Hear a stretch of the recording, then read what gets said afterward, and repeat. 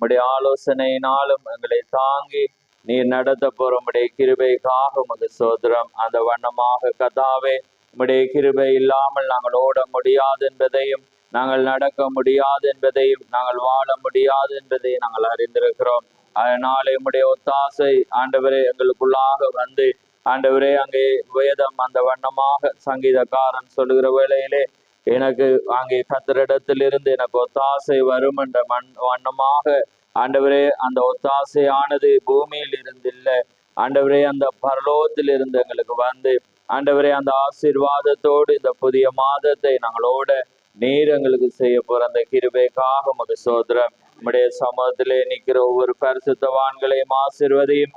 வராத ஒவ்வொருவரோடு உம்முடைய கிருபை கூட இருக்கட்டும். இந்த நேரத்திலே ஆன்லைன் மூலமாக ஆண்டவரை இணைக்கப்பட்டிருக்கிற பரிசுத்தவான்களை உம்முடைய கரத்தில் ஒப்பு கொடுக்கிறோம். இந்த செய்தியை கேட்க போற ஒவ்வொருவரையும் ஆசீர்வதியும். இந்த நாளை ஆசீர்வதியும். இந்த மாதத்தை ஆசீர்வதியும். யாவையும் ஆண்டவரை உம்முடைய கரத்தில் ஒப்பு கொடுக்கிறோம். விசேஷமாய் திறக்க போற வார்த்தையை உம்முடைய கரத்தில் ஒப்பு கொடுக்கிறோம். ஆசீர்வதியும். இது இந்த மாதத்திலே எங்களுடைய உள்ளத்திலே பேசத்தக்கதாக, இந்த நாளிலே பேசத்தக்கதாக உம்முடைய கிருபை கூட இருக்கட்டும். யாவை உம்முடைய கரத்திலே தாழ்த்தி இயேசு கிறிஸ்துவின் நாமத்தில் கேட்கிறோம். ஆமேன், ஆமேன். நாங்கள் நின்ற வண்ணமாகவே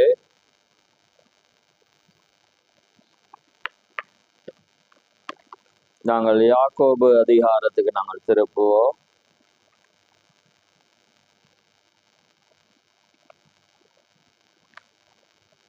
யாக்கோபு 5ஆம் அதிகாரம், அதிலே 9ஆம் வசனத்தையும் 10ஆம் வசனத்தையும் நான் வாசிக்கிறேன். யாக்கோபு 5ஆம் அதிகாரம், 316வது பக்கம், புதிய ஏற்பாடு. யாக்கோபு 5ஆம் அதிகாரம் 9லிருந்து 10 மட்டும் நான் வாசிக்கிறேன். சகோதரரே, நீங்கள் நியாயம் தீர்க்கப்படாதபடிக்கு ஒருவருக்கொருவர் விரோதமாய் முறையிடாதிருங்கள். இதோ நியாயாதிபதி வாசற்படியில் நிற்கிறார். என் சகோதரரே, கர்த்தருடைய நாமத்தினாலே பேசின தீர்க்கதரிசிகளை துன்பப்படுத்தலுக்கும் நீடிய பொறுமைக்கும் திஷ்டாங்கமாய் வைத்துக் கொள்ளுங்கள். ஆமென்.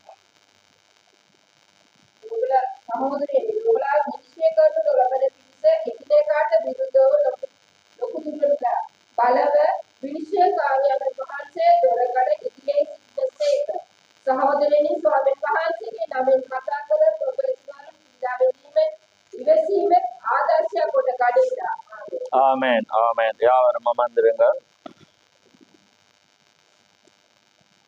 கர்த்தருடைய பரிசுத்த நாமம் மகிமைப்படுவதாக. ஆமென். இந்த மகத்துவமான இந்த புதிய மாதத்திலே கர்த்தர் தாம் எங்கள் ஒவ்வொருவரையும் ஆசீர்வதிப்பாராக. இந்த அருமையான நாளிலே நாங்கள் வாக்கு தத்தத்துக்காக, இது ஒரு வினோதமாக இருந்தாலும் இந்த மகத்தான இந்த சத்தியமானது எங்களுக்கு ஒரு ஆழமான வெளிப்பாடுகளை அது போதிக்கிறதா இருக்கிறது. ஆமென். நாங்கள் குறைவான ஆகாரத்தை நாங்கள் என்ன செய்யலாது, புசிக்க முடியாது. ஆனாலும் இது ஆரம்ப வார்த்தையானது அங்கே வித்தியாசமான ஒரு காரியமாக இருந்தாலும் அதனுடைய முடிவு எந்த வண்ணமாக இருக்க போறது என்பதை தான் நாங்கள் அங்கே பார்க்க போறோம். அது எப்படிப்பட்ட ஒரு ஆசீர்வாதத்தை கொண்டு வர போகிறது என்பதை நாங்கள் பார்க்க போறோம். பாருங்கள் சகோதரரே, நீங்கள் நியாயம் தீர்க்கப்படாதபடிக்கு ஒருவருக்கு விரோதமாய் நீங்கள் என்ன செய்யாதீர்கள், முறையிடாதீர்கள். அப்ப இன்னைக்கு தலையங்கம் ஒருவருக்கு விரோதமாய் முறையிடாதீர்கள். ரைட், பாருங்கள், முறையிடாதீர்கள். இதோ நியாயாதிபதி வாசற்படியிலே நிற்கிறார். பாருங்கள், என் சகோதரரே, கர்த்தருடைய நாமத்தினாலே பேசின தீர்க்கதரிசிகளை துன்பப்படுத்தலுக்கும் நீடிய பொறுமைக்கும் திஷ்டாங்கமாக வைத்து கொள்ளுங்கள். அப்ப பாருங்க, தேவனுடைய நாமத்தினாலே பேசின தீர்க்கதரிசிகளை 2 உதாரணத்துக்கு என்ன செய்யட்டாமா, முன்பாக வைக்கட்டாம். துன்பப்படுத்தலுக்கும் நீடிய பொறுமைக்கும். ஆமென். அப்ப பாருங்க, அப்படி நீங்க வைக்கும் போது அங்கே 11வது வசனத்தை பாருங்க. இது வாக்கு தத்தமாயிருக்கிறபடினால நான் அங்கே சீக்கிரமாக போகணும். பாருங்க 11ஆம் வசனம். இதோ பொறுமையாயிருக்கிறவர்களை பாக்கியவான்கள் என்கிறோமே. யோபுவின் பொறுமையை குறித்து கேள்விப்பட்டிருக்கிறீர்கள், கர்த்தருடைய செயலின் முடிவையும் கண்டிருக்கிறீர்கள். ரைட். இப்ப பாருங்க, நாங்க பார்க்க போற காரியம் ஒரு சௌரனுக்கு விரோதமாக நாங்க முறையிடும் போது அந்த காரியத்துல என்ன செய்யுது, வேதம் என்ன சொல்லுதுன்னா, நீங்க ஒருவருக்கு ஒருவர் முறையிடாதீருங்கள். அப்படி என்ன மற்றவரை குறித்து நீங்க என்ன ஏளனமாகவோ கம்ப்ளைண்ட் பண்ணியோ அல்லது ஏதாவது காரியத்தை என்ன செய்ய வேணாம், முறையிடாதீங்க. அது முறையிடாம நீங்க என்ன செய்யுங்கன்னா, கர்த்தருடைய நாமத்தினால பேசின தீர்க்கதரிசிகளை உங்களுக்கு முன்பாக என்ன செய்யுங்க, உதாரணமாக வைத்து துன்பப்படுத்தலுக்கும் அதே நேரத்துல பொறுமைக்கும் என்ன செய்யட்டாமா, சாட்சியாக வைத்தா அதனுடைய முடிவை நீங்க பாருங்க. அந்த முடிவு எப்படி யோபுடைய வாழ்க்கையில இருந்துச்சு? ஆசீர்வாதம் சம்பூரணமாயிருந்தது. தேவன் உண்ட 10 தேவன் ஆசீர்வதித்து. அதே போல இது ஒரு மாதத்தின் ஒரு புதிய வாக்கு தத்தம். இது பாருங்க, எப்படியான காரியம், எப்படியான ஆசீர்வாதம். ஆனா இன்னைக்கு ஸ்தாபனங்கள் பார்க்கும் என நீங்க பயப்படுங்க, கர்த்தர் ஆசீர்வதிப்பார், நான் உன்னை கோடா கோடியா ஆசீர்வதி, அப்படியே அந்த இடத்த வச்சு பேசுவாங்க. ஆனா நாங்க அந்த மன்னமாக என்ன செய்யலாது பார்க்கல. ஏன்னா நாங்க பேசிக்கா மனிதர்கள் விடுற தவறுகள் பாருங்க, இப்படிப்பட்ட ஒரு ஆசீர்வாதத்தை அதை என்ன செய்யுது, இழக்குது. பாருங்க, இந்த காரியத்தை இங்க கொண்டு போய் பொறுத்துறான்னு யாக்கோப பாருங்க. ரைட். அப்ப பாருங்க 9 நான் திரும்ப பார்க்கிறேன். பாருங்க, சகோதரரே, நீங்கள் நியாயம் தீர்க்கப்படாதபடி ஒருவருக்கு விரோதமாய் ஒருவர் என்ன செய்யாதீங்க, முறையிடாதீங்க. அப்படி முறையிடாதீங்க. இதோ நியாயாதிபதி என்ன செய்யறாரா, வாசற்படியில இருக்கிறார். என் சகோதரரே, கர்த்தருடைய நாமத்தினால் பேசின தீர்க்கதரிசிகளை துன்பப்படுத்தலுக்கும். அப்ப பாருங்க, நாங்க இன்னொரு ஆள்கிட்ட நாங்க ஒன்றை சொல்றோம்டா, என்னத்துக்கு சொல்லுவோம்? எங்களுக்கு விரோதமா ஒன்றை சொன்னாலோ அல்லது எங்களுக்கு விரோதமா நடந்தாலோ அல்லது எங்களுக்கு எதிராக ஒன்றை செஞ்ச டக்குன்னு போய் இன்னொருவர்கிட்ட நம்ம என்ன செய்வோம் அல்லது ஊழியக்காரண்ட முறையிடுவோம் அல்லது தேவண்ட முறையிடுவோம் அல்லது யார்கிட்டையாவது ஆனா வேதம் என்ன சொல்லுதுண்டா, நீங்க முறையிடாதீங்க. யார் நிக்கிறதா வாசல் படியில? நியாயாதிபதி. அப்ப நீங்க அதெல்லாம் நியாயாதிபதி இருக்கிறபடினால் அதெல்லாம் வச்சுட்டு நீங்க வெயிட் பண்ணுங்க. ஏனென்றா உங்களுக்கு ஒரு உதாரணத்தை நான் தாரேன். என்ன உதாரணம்டா, அதாவது கர்த்தருடைய நாமத்தினால பேசின தீர்க்கதரிசிகளை முன்னாக வைங்க. அப்படி அவங்க பேசிட்டு இருக்கிறாங்கண்டா, அவங்களுக்கு தேவன் என்ன ஆசீர்வாதத்தை தந்தாரோ அதை உங்களுக்கு தருவேன். ஆமென். அதனாலதான் பாருங்க, நாமத்தினால நீங்க என்ன செய்யணும்டா, பொறுமையா இருக்கணும். ஏன்னா வேதம் சொல்லுது, பொறுமையா இருக்கிறவர்களை பாக்கியவான்கள் என்கிறோமே. ஆமென். அப்ப யோபின் பொறுமையை குறித்து நாம என்ன செஞ்சிருக்கிறோம், கேள்விப்பட்டிருக்கோம். அதே போலதான் பரிபூர்ண மனிதனின் வளர்ச்சியிலும் பொறுமை வந்த பிறகுதான் எது வருது, தேவ பக்தி வருது. ஆமென். பொறுமை இல்லாம கடவுள் பக்தி வராது. அப்ப அதே போல நாங்க என்ன செய்ய, ஒரு ஆகாயத்துல சிலம்பம் அடிக்கிற மாதிரி நாங்க கிறிஸ்தவர்கள் என்று வாயால அறிக்கையிட்டு கொண்டு எங்களோட கனிகள் எங்களுக்கு பொறுமை இல்லாட்டி நாங்க எந்த பைபிளை தூக்குறதுக்கு நம்ம அருகதை அற்ற ஒரு ஜனமா இருக்கிறோம். நாங்க சரியாக நடந்தாதான் என்னது வரும், ஒரு ஆசீர்வாதம் வரும். அப்ப பாருங்க, நாங்க வளமையாக இந்த வசனம் மட்டும் பார்த்திருப்போம். என்ன, நெடிய பொறுமையா இருக்கிறது பாக்கியவான்கள் என்கிறோமே, யோபுவை வச்சு நாங்க பேசுவோம். ஆனா அது எதோட கனெக்ட் ஆகுதுன்னு பாத்தீங்கன்னா முன்னுக்கு இருக்கு. அப்போ ஒரு பரிசுத்தவான் எப்படி யோபுவை போல ஒரு ஆசீர்வாதத்தை பெறணும்டா, அவன் தண்ட சவுனுக்கு விரோதமா என்ன செய்யக்கூடாது, முறையிடக்கூடாது. அதனாலதான் நீங்க பாருங்க, அந்த மத்தேயு 7 வாசிச்சு பாருங்க.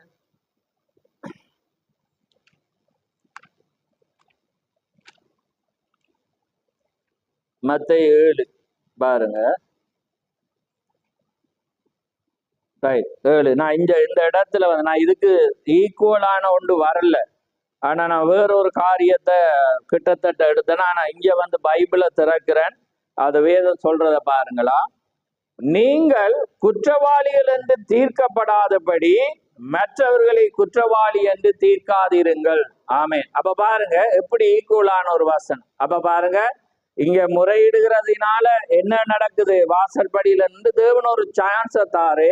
நீங்க என்ன செய்யுங்கன்னா, யோபுட பொறுமை உங்களுக்கு தெரியும். ஏன்னா அவதின் முடிவை நீங்க என்ன செஞ்சிருக்கிறீங்க, அந்த ஆசீர்வாதம் தெரியும். அதனால நீங்க நியாயாதிபதி இருக்கிறேன். அவர் ஏன் வந்திருக்கிறேன்டா, உங்களுக்கு எதிரானவனை என்ன முறையிடாம நீங்க இருந்தீங்கன்னா உங்களுக்கு எதிராக முறையிடுகிறவனை பழி தீர்க்க வந்திருக்கு. ஆனா நாம முறையிட்ட என்ன நடக்கும், அவனை போல நாமளும் என்ன செய்வோம், குற்றவாளி ஆவோம். அப்ப பாருங்க, நீங்கள் குற்றவாளிகள் என்று தீர்க்கப்படாதபடி மற்றவர்களை குற்றவாளி என்று தீர்க்காதிருங்க. அப்ப என்ன செய்யுதுன்னா, நீ சரியா இருக்கு, ஏன்னா ஒன்றுல ஒருவன் சரியா இருந்தா இன்னொன்றுல ஒருவன் சரியில்லாம இருப்பான். அப்ப என்ன செய், ஏனெனில் நீங்கள் மற்றவர்களை தீர்க்கிற தீர்ப்பின்படியே நீங்களும் தீர்க்கப்படுவீர்கள். நீங்கள் மற்றவர்களுக்கு அளக்கிற அளவின்படியே உங்களுக்கும் என்ன செய்யப்படுமா, அளக்கப்படும். அப்ப பாருங்க, இங்க யாக்கோபு என்ன செய்யறான், எங்க கொண்டு போய் அவன் பொறுத்துறான்ன்றதை பாருங்க. ஏனென்றா தேவனுடைய காரியங்களை நாங்க எப்பயுமே ஆழமாக பார்க்கோம். அப்ப நாங்க ஒரு ஆசீர்வாதத்தை இந்த மாதத்துல நாங்க பெறணுமெண்டா, நம்ம சௌரருக்குள்ள ஒரு சபைக்குள்ளாக நாங்க தேவனை நேசிக்கிறவங்களோட நாங்க அவங்களுக்கு எதிராக நடந்து கொண்டு நம்ம ஒரு ஆசீர்வாதத்தை என்ன செய்யலாது, எதிர்பார்க்கலாம். அது வேதம் நாங்க எப்படி உடுத்திருக்கிறோம், எப்படி தேவனுக்குள்ள வளர்ந்திருக்கிறோம் என்பதை அது வெட்டி காட்டிட்டே இருக்கு. ஆனா நீங்க தேவனுக்குள்ள இல்லாட்டி உங்களுக்கு புரியாது. ஏன்னா இந்த இடத்துல நீங்க வார்த்தையை கேட்டுட்டு போவீங்க, அதே கிரியை நீங்க உடனே செயற்படுத்துவீங்க. ஏன்டா நீங்க எப்படி இருக்கிறீங்கன்னு வேதம் சொல்லுது, குருடா இருக்கிறீங்க, நிர்வாணியா இருக்கு. நீங்க அப்படி இருந்தும் அறியாம இருக்கிறீங்க. ஏன்டா வார்த்தை பேசி இருந்தா உங்களுக்கு ஒரு பயம் வரும். வெளியில ஒரு சந்தர்ப்பம் ஏற்படும் போது நீங்க என்ன செய்வீங்க, டக்குன்னு நான் மௌனமா இருந்தீங்க. ஆமா, அது ஏன்னா இந்த வசனம் உங்களுக்கு விளங்கிடும். உதாரணத்துக்கு நான் சொல்றேன், என்ன வெளியில போய் கதைக்காதீங்க என்ற ஒரு செய்தியை சொல்றேன்னு வைங்களே. இப்ப நான் வெளியே வரக்குள்ள நீங்க கதைச்சிட்டு இருக்கிறீங்க. ஆனா நீங்க என்ன செய்வீங்க, அந்த வசனத்தை கேட்டிருந்தா பிரதர் வாரு நம்ம கதைக்க கூடாது, நீங்க கதைக்கிறீங்க. ஆனா கதைக்க கூடாதுன்னு என்ன செய்வீங்க, விலகுவீங்க. ஏன், உங்களுக்கு செய்தி கேட்கப்பட்டு. ஆனா இந்த இடத்துல நீங்க அமர்ந்து அதை கேட்காம போனீங்கன்னா வெளியே அதே கிரியை செய்வீங்க. அதை வெளியே போதிச்சுட்டு வரக்குள்ள நீங்க அதே கிரியை நீங்க செய்யக்குள்ள அது எப்படி இருக்கும், எனக்கு என்னத்தை இவங்க கேட்டான். ஒரு நடிக்க கூட, என்ன ஒரு கிறிஸ்தவன் நடிக்க கூடாது, அவன் என்ன செய்யணும், அவன் உண்மையாவே மனம் மாறும். ஆனா அதை கூட தெரியாம இருக்கிறான்டா வேதம் என்ன சொல்லு, லவோதிகா சபை நிர்வாணியும் குருடாயும் இருக்கிறத என்ன செய்யுது, அறியாம இருக்கு. அப்ப இன்றைக்கு கிறிஸ்தவனுடைய சபை லவோதிகாவே அப்படிதான் இருக்கு. இன்னைக்கு ஒருவர் 2 பேரை தான் நம்ம என்ன செய்யலாம், அதுல தெரிந்தெடுக்கலாம். மற்றது எல்லாமே அதே நிலையில தான் இருக்கு. ஆனா அது தேவன் என்ன செய்யறார், அந்த காரியத்தை அவர் என்ன செய்யறார் பார்க்கிறார் என்பதை யோபுவை போல நம்ம ஆசீர்வதிக்கப்படையில. ஏன்னா யோபு எவ்வளவு ஏளனமா சொன்னாலும் அவன் கர்த்தரை என்ன செய்தான், பொறுமையாக இருந்தான். அதான் வேதம் சொல்லுது, என்ன பொறுமையை குறித்து நம்ம கேள்விப்படுகிறோம், ரைட்? அப்ப பாருங்க, நீ குற்றவாளி என்று தீர்க்கப்படாதபடி மற்றவர்களை என்ன செய்யாதீங்க, நீங்க என்ன செய்யுங்க, தீர்க்காதிருங்கள் என்று வேதம் என்ன செய்யறது, அங்கே உரைக்கிறத நாங்க பார்க்கிறோம். அதனாலதான் தீர்க்க சொல்றேன். நாங்க இன்னைக்கு அந்த 2 நாள் கட்டிங்ல நாங்க அதை பார்க்கலாம். ஏனென்றால் தேவனுடைய வார்த்தை உண்மையாகவே தேவண்ட வார்த்தை நாங்க விசுவாசிக்கிறோம்டா, அதுக்கு முன்னால ஒன்று கிரிய செய்யப்படும். என்ன கிரிய செய்யப்படும், அன்பு, ரைட்? அப்ப பாருங்க, அதுதான் நாங்க நேற்றும் இன்றைக்கும் பார்த்து நாங்க ஒரு அருமையான செய்தி, அதை நான் தொடராதான் போட்டு வாரேன். அதுல பாருங்க, ஏன்னா நீங்க நிறைய பேர் அதை வாசிக்க மாட்டீங்க. வாசிச்சா உங்களோட இருதயத்துல அது என்ன செய்யப்படும், உங்களை குற்றவாளி என்றது பேசினா நீங்க தேவனுக்குள்ளால என்ன செய்வீங்க, ஒரு ஒப்புரவாதலுக்குள்ளாக நீங்க வருவீங்க. இப்ப பாருங்க, கலாத்தியர் 5:6 அதுல பாருங்க, அதிகாரங்கள் நீங்கள் குறித்து கொள்ள விரும்பினால் விசுவாசம் அன்பினால் கிரிய செய்கிறது என்ற தேவனுடைய வார்த்தை தெளிவாக கூறுகிறது. அப்ப விசுவாசம் என்ன செய்தான், அன்பினாலே கிரியைக்கு வருகிறது, ரைட்? பாருங்கள், விசுவாசம் அன்பினால் கிரியை செய்கிறது. நீங்கள் விசுவாசம் பெற வேண்டுமானால் முதலில் அன்பை பெற்றிருக்க வேண்டும். அப்ப பாருங்க, எங்களுக்குள்ள விசுவாசம் இருக்கணும்டா எங்கள்ல என்ன இருக்கணும், முதலாவது அன்பு இருக்கும். அப்ப அன்பு இருந்தாதான் என்ன செய்யப்படும், விசுவாசம் இருக்கின்றத அர்த்தம். அப்ப அன்பு இல்லாட்டி, அதான் என்ன செய்யுது, இன்றைக்கு பார்த்ததுல பார்த்த அன்பு இல்லாட்டி அவன் என்ன சொல்ற, ஒன்றுமே இல்லை. அப்ப அன்பு இருந்தா என்ன நடக்கும்னா ஒரு நம்பிக்கை, விசுவாசம். அப்ப தேவன்ல எங்களுக்கு ஒரு அன்பு இருந்தாதான் என்ன செய்யப்படும், விசுவாசம் இருக்கு. அன்பில்லாட்டி விசுவாசம் இருக்கா. அப்ப பாருங்க, என்று தேவனுடைய வார்த்தை தெளிவ பாருங்க, நீங்கள் விசுவாசத்தை பெற வேண்டும் என்றால் முதலில் அன்பை பெற்றிருக்க வேண்டும். பாருங்க, ஏனெனில் அன்பினால் தூண்டப்படுதலே விசுவாசம் என்பது. அது அன்பினால் தூண்டப்படும் ஒன்றாக உள்ளது. உங்களுக்கு அன்பில்லை என்றால் உங்களிடம் விசுவாசம் இருக்கவே முடியாது. ஆமென். அப்ப பாருங்க, அன்பு நம்ம ஒருவர் நம்ம நேசிக்கும் போது, அப்ப தேவண்ட வார்த்தை, சபையாராக நாங்க வாரோம். அப்ப வேதம் சொல்லுது, என்ன உன்னை போல பிறனை நேசி, என உன்னுடைய சகோதரனிடத்துல என்ன செய், அன்பு கூறு. ஏன்னா அதே போல கிறிஸ்துக்குள்ளாக எல்லாமே அங்க வரும்.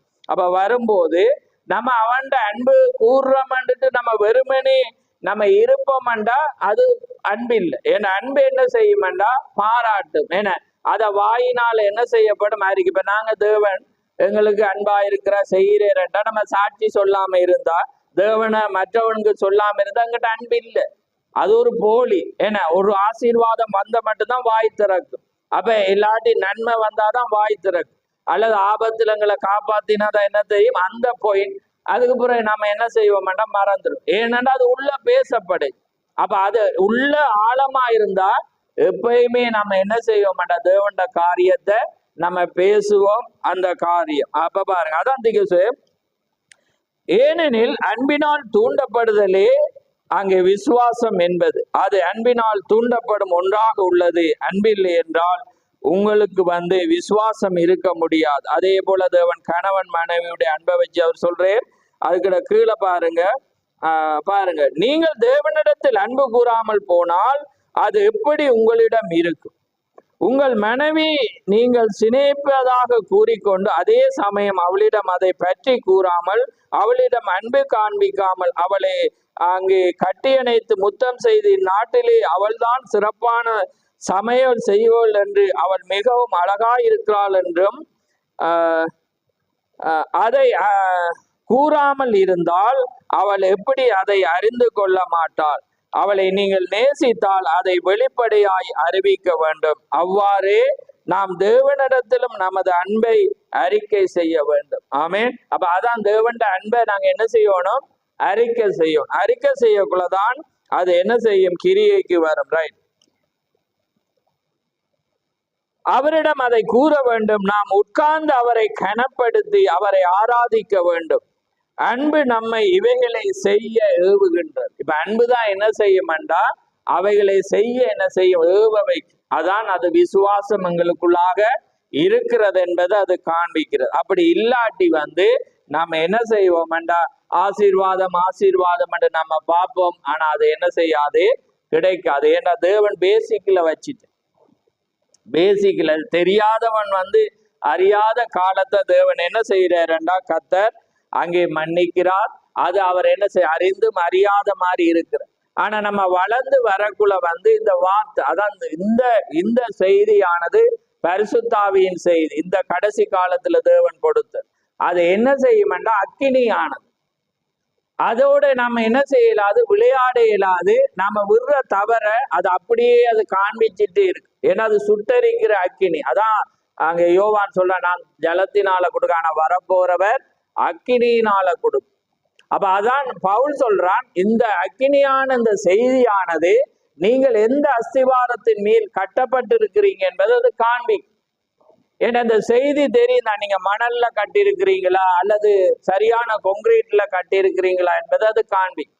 ஆனா நாங்க கிறிஸ்தவங்கன்னு சொல்லுவோம், ஆனா மணல். ஏன்னா ஒரு சந்தர்ப்பம் வரக்குள்ள அப்படியே அதை என்ன செய்யும், ஒரு காற்றோ அல்லது தண்ணியோ வரக்குள்ள அது அப்படியே இருந்தது இல்லாம போகும். அதே போலதான் கிறிஸ்தவங்க ஒரு சந்தர்ப்பம் வரக்குள்ள அவங்களோட முகத்திரையை அவங்க என்ன செஞ்சிருவாங்க, அவங்களோட கிரியை உடனே காண்பிச்சிருவாங்க.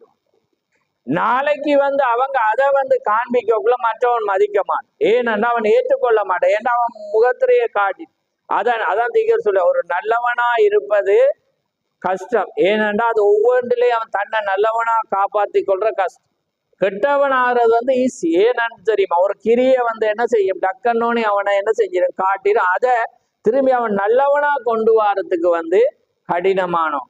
அப்ப அது தேவனுக்குள்ளால வரும்போதுதான், தேவனோட இயல்பை மாற்றும் போதுதான் அது என்ன செய்யும்டா, எங்களோட ஆசீர்வாதத்தை அது என்ன செய்யப்படும், கொண்டு வர. இப்ப நாங்க நேரம் கடந்துட்டு பாருங்க, ஏன்னா நம்ம வராட்டியும் நான் அந்த ஒரு ஆசீர்வாதம், ஏன்னா எப்பயுமே ஜனங்கள் ஒரு ஆசீர்வாதத்தை எதிர்பார்ப்பாங்க. ஆனா தேவண்ட வழியில தான் அதை நாங்க பார்க்கணும். நம்ம அந்த வசனத்தை வச்சு மட்டும் நம்ம என்ன செய்யலாது, போதிக்கல. ஏன்னா ஒவ்வொரு வேதாந்தத்துக்கும் கிரியைக்கு தான் பலன் உண்டு. ஆமே. அப்ப நாங்க ஒன்றை செய்தாதான் ஒன்று பலன் என்ன செய்யும், கிடைக்கும். அதை வச்சு தேவண்ட வார்த்தை ஆமண்டும் ஆமேனண்டும் இருக்கு. ஆனா அதுக்கு முன்னால் அவருக்கு கிரியை செய்து காண்பிக்கும். ஏன்னா ஆபிரகாம் கிரியையினால் தான் என்ன செய்யப்பட்ட, ஆசீர்வதிக்கப்பட்டான். அவனுக்கு தேவன் மீதில் அன்பு இருந்தபடியா விசுவாசத்தினால கிரியைக்கு வந்தது என்று வேதம் சொல்லுது. கிரியையினாலும் அவன் நீதிமானாக்கப்பட்டான். அப்ப ரெண்டும் ஒன்றுதான். ஏன்னா அப்ப பாருங்க, அவனுக்கு ஏன் அன்பு இருந்தபடினால அவன் தேவனை விசுவாசிச்சான். அப்ப விசுவாசத்தினால நீதிமானாக்கப்பட்டான். அதே நேரம் அன்பு இருந்தபடினால கிரியை அவன் காண்பிச்சு ஆசீர்வாதத்தை பெற்றான். அப்ப நீங்க ரெண்டும் செய்யணும். தேவன்ல அன்பு இருந்தா நீங்க என்ன செய்வீங்க, அவரை விசுவாசிப்பீங்க, அறிக்கையிடுங்க, தேவன் எனக்கு நல்லவர், ஏன்னா தேவன் எனக்கு செய்தார். அப்ப நீங்க என்ன செய்யுங்க, தேவன் அதற்கு கீழே அந்த வசனம் வருது, நீங்க தேவனிடத்துல அன்பா இருந்தா அவருடைய கற்பனைகளை கை கொள்ளுவீங்க. அப்ப தேவன் சொல்லுது, நீங்க என்ன செய்யுங்க, ஒரு சவனுக்கு விரோதமா முறையிடாதீங்க, அவங்க இப்படி இருக்கிறாங்க அவங்க அப்படி இருக்கிறாங்க என்று சொன்னா நீங்க செய்ய மாட்டீங்க. ஏன்னா நீங்க பொறுமையா இருப்பீங்க. ரைட், அவங்க செய்யறாங்க.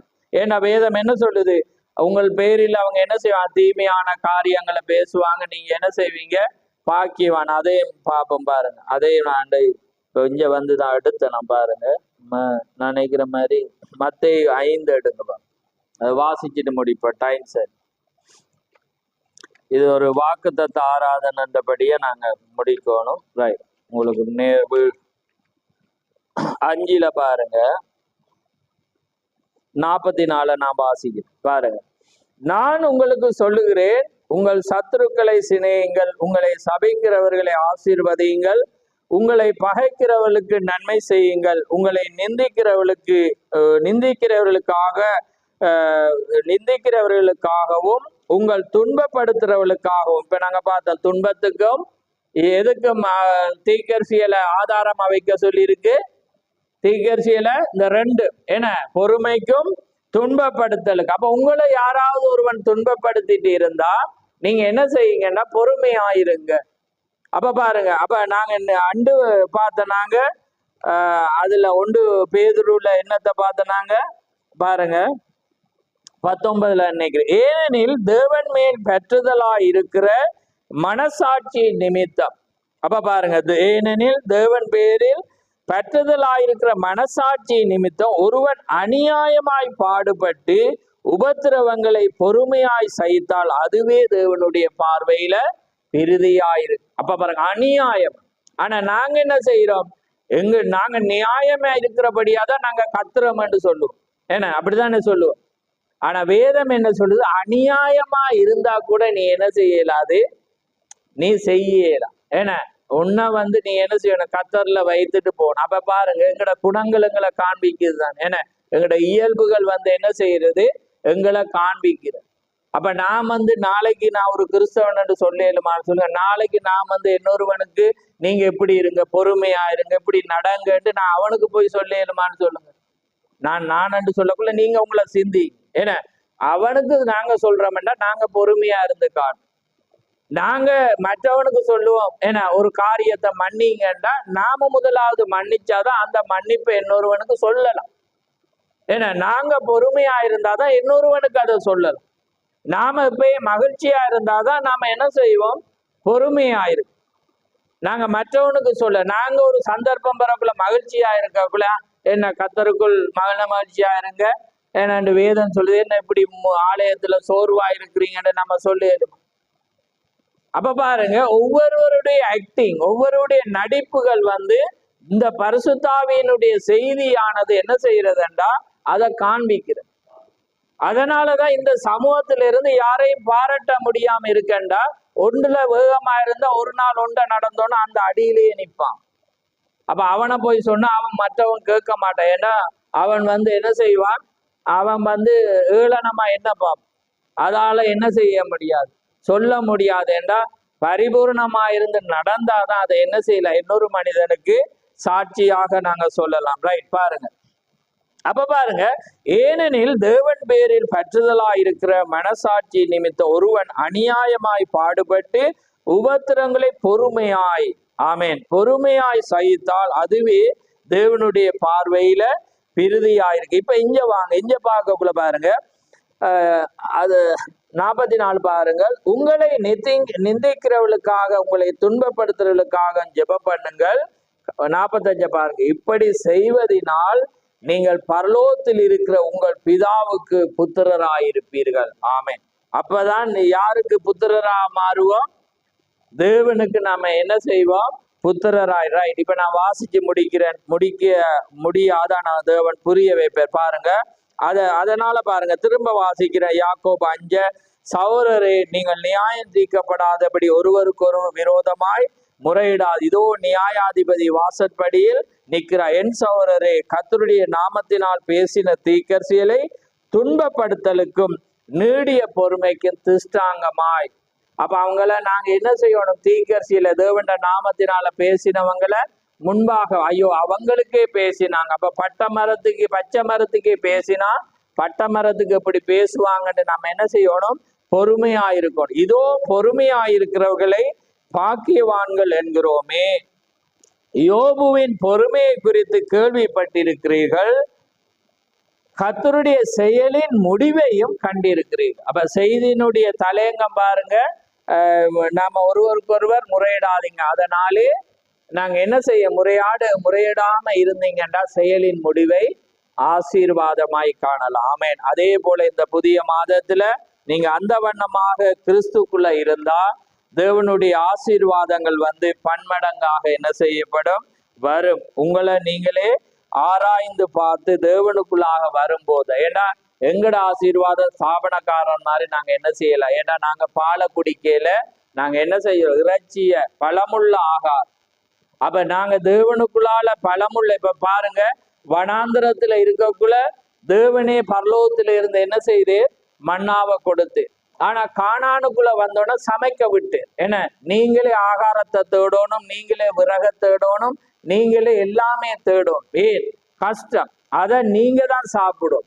அதே போலதான் ஆரம்பத்துல எல்லாமே எங்களுக்கு தேவன் இலவசமா தருவீர். ஆனா நாங்க வளர்ந்து வந்துட்டோம், நாங்க கானானுக்குள்ள நிக்கிறோம்டா எல்லாமே நாங்க கஷ்டப்பட்டு தான், என்ன நாங்க தேவனை தேட நாங்க வரோம், என்ன தேவன வார்த்தையை நாங்க தான் படிக்கணும், நாங்க தான் ஆராயணும். ஆனா வனாந்திரத்தில் அப்படி எல்லாமே வானத்துல இருந்து பேசினேன், எல்லாமே செய்தேன், ஏன்னா அவங்களுக்கு தேடினாதான் தேவன் பேசினேர் என்று.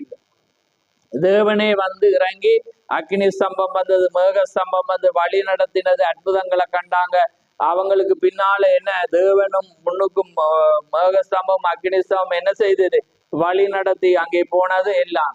ஆனா கானானுக்குள்ள வந்தோடனே இவங்க தான் ஜெபிக்கணும், இவங்க தான் தேடணும். அப்பதான் தேவன் என்ன செய்தார் அவங்கள. அதே போல நாங்க வளர்ந்து வரக்குள்ள நாங்க ஒரு ஆசீர்வாதத்தை பெறணும்டா.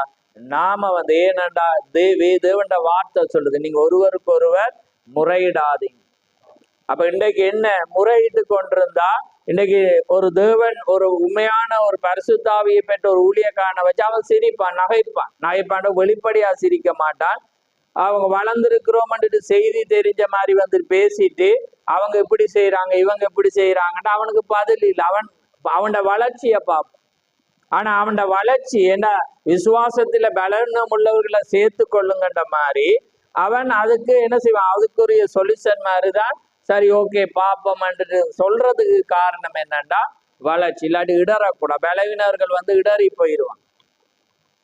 ஆனா ஆழமான ஒரு காரியமா இருக்குமாட்டா நாங்க என்ன செய்ய மாட்டோம், அந்த ஃபைலே எடுக்க மாட்டோம், அதையே எடுக்கல. ஏன்னா நம்ம இங்க ஒரு சௌரனா இருக்கும் போது அவன் ராபோஜன் இடத்துல மட்டும் அவன் ரத்தத்துல, அதாவது தேவனால பிறக்கப்பட்டவனா இருக்கிறான் என்ற அர்த்தத்துல நம்ம என்ன செய்யணும், அவனை வைக்கும். அப்ப பாருங்க, அப்ப பலவிதமான கருத்துக்கள் இருக்கும், பலவிதமாக இருக்கும். ஆனா நாங்க ஆசீர்வதிக்கப்படணும்டா நாங்க பொறுமையா இருக்கோம். ஆமே, பொறுமையா இருக்கும் போதுதான் தேவன் பாருங்க. இந்த யாக்கோபை நாங்க வேற எதுக்கு பேசியிருப்போம், ஆனா இன்றைக்கு அதனுடைய ஆழத்துக்கு போய் பார்த்தா அது எப்படி யாக்கோபு பொறுத்துறான். அவனை போல இருக்கிற தீர்க்கதரிசிகளை ரெண்டு காரியத்துக்கு உதாரணமா வச்சு பாருங்க. என்ன துன்பப்படுத்தலுக்கும் என்ன பொறுமைக்கு வச்சு அதனோட முடிவு உங்களுக்கு பாருங்க 10 மடங்கு. ஏன்னா அதான் நாங்க ஆரம்பத்தில் முன்னிலை நாளை பார்க்கல பின்ன நாள் ஆசீர்வதிக்கப்பட்ட. ஏன்னா ஒரு காரியத்தின் தொடக்கத்தை விட முடிவு சம்பூர்ணம். ஆமென். அப்ப முடிவு எங்களோட ஆசீர்வாதம் வரணுமெண்டா, தேவன் இந்த புதிய மாதத்தில் எங்களை மென்மேலும் ஆசீர்வதிக்கணுமெண்டா, இந்த வண்ணமாக நடக்கும் போது நிச்சயமாய் கர்த்தர் ஆசீர்வதிப்பார். ஆமென். நாங்க யாவரும் எழுந்திருந்து நாங்கள் தலைகளை தாழ்த்தும். நன்றி கர்த்தாவே, உமக்கு ஸ்தோத்திரம் ஸ்தோத்திரம் ஆண்டவரே, சர்வவல்லவரே, கோடான கோடி ஸ்தோத்திரம் அப்பா. பிதாவே உமக்கு ஸ்தோத்திரம் ஆண்டவரே, ஜீவன் உள்ளவரே, உமக்கு கோடான கோடி ஸ்தோத்திரம்.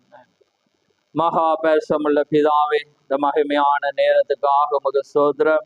இந்த மகிமையான இந்த நேரத்திலே ஒரு அழகான ஒரு செய்தியை நாங்கள் தியானிக்க கர்த்தாவே நீர் கொடுத்த அந்த ஸ்லாக்கியத்துக்காக உமக்கு ஸ்தோத்திரம். ஆம் கர்த்தாவே, இந்த மகத்துவமான இந்த காலை வேளையிலே கர்த்தாவே ஒரு செயலின் முடிவில் எப்படி ஒரு ஆசீர்வாதம் இருக்கிறது என்று நாங்கள் பார்த்தோம்.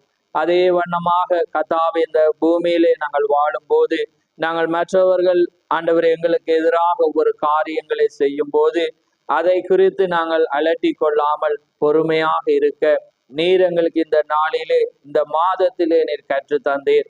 அதே போல கர்த்தாவே இனி வரப்போற ஒவ்வொரு காலத்திலும் நாங்கள் எந்த சந்தர்ப்பத்திலும் கர்த்தாவே நாங்கள் பொறுமையாக இருந்து ஆண்டவரே நாங்கள் நடந்து செல்ல நீர் இந்த காலை வேளையிலே எங்களோடு பேசின கிருபைக்காக உமக்கு ஸ்தோத்திரம். ஆம் கர்த்தாவே, நாங்கள் அப்படி நடக்கும் போது முடிவு எங்களுக்கு ஒரு ஆசீர்வாதமாய் அமையும் என்று கர்த்தாவே நீர் எங்களுக்கு வாக்கு கொடுத்திருக்கிறீர். அந்த வண்ணமாக இந்த வாக்கை நாங்கள் பெற்றுக்கொண்டு இந்த புதிய மாதத்திலே கடந்து செல்ல நீர் கிருபை செய்யும். வந்த ஒவ்வொருவரை ஆசீர்வதியும். வராத ஒவ்வொருவரோடும் இரக்கம் கூட இருக்கட்டும். ஆன்லைன் மூலமாய் இணைக்கப்பட்டிருக்க ஒவ்வொருவரையும் ஆசீர்வதியும். அந்த வண்ணமாய் இனிமேல் இந்த வாக்குத்தத்த செய்தியை கேட்க போற ஒவ்வொருவரோடும் நீர் இருதயத்திலே இடைப்பட்டு கர்த்தாவே நீர் யாருக்காக பேசுகிறீர், எவருக்காக பேசுவீர், நியாயம் தீர்க்க பேசுவீரா என்பதை நாங்கள் அறியோம். ஆனாலும் உடைய வார்த்தை வெறுமனே திரும்பாது என்று நாங்கள் அறிந்திருக்கிறோம். அதனாலே ஒவ்வொருவனுக்கும் அவன் எப்படி அதை ஏற்றுக்கொள்கிறானோ அதுக்கு அவனுக்கு நீர் ஆசீர்வாதத்தை கொடுக்கிற தேவன். அந்த வண்ணமாய் நீர் கொடுத்து ஆசீர்வதிக்க போற கிருபைக்காக உமக்கு ஸ்தோத்திரம். இந்த நாளை ஆசீர்வதியும், ஒவ்வொரு குடும்பங்களை ஆசீர்வதியும். தொடர்ந்து உம்முடைய கிருபை எங்களோடு கூட இருக்கட்டும். யாவை உம்முடைய கரத்திலே தாழ்த்தி இயேசு கிறிஸ்துவின் நாமத்தில் கேட்கிறோம். ஆமென் ஆமென். என் ஆத்துமாவே கர்த்தரை ஸ்தோத்திரி, என் முழு உள்ளமே அவருடைய நாமத்தை ஸ்தோத்திரி. என் ஆத்துமாவே கர்த்தரை ஸ்தோத்திரி, அவர் செய்த சகல உபகாரங்களையும் மறவாதே. ஆமென் ஆமென். கர்த்தர் தாமே உங்கள் ஒவ்வொருவரையும் ஆசீர்வதிப்பாராம்.